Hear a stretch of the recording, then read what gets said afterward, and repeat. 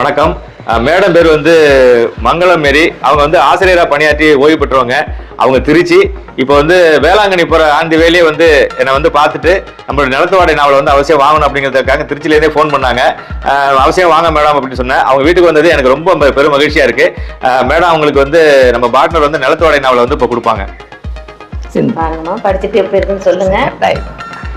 எனக்கு ரொம்ப நன்றியா சந்தோஷமா இருக்குது இன்னைக்கு இந்த புத்தகத்தை நான் கையில பெறுவதை குறித்து.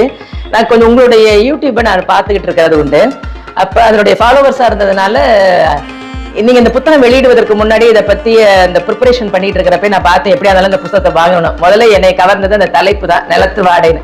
அப்ப என் பொண்ணு சிந்து கங்கப்ப இவங்கள்ட்ட நான் கேட்டேன், இந்த நிலத்து வாடைன்றாங்க, உனக்கு பொருள் புரியுதா பாடினேன்.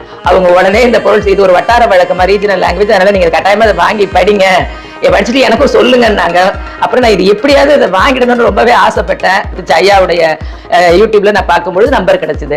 அப்ப நான் மாசந்தோறும் கோயிலுக்கு போறதுனால இன்னைக்கு எப்படியாவது வந்து வாங்கிடணும்னு சொல்லி இன்னைக்கு வாங்கிட்டேன். இந்த புத்தகம் கையில கிடைக்கிறதுல எனக்கு ரொம்ப மகிழ்ச்சி.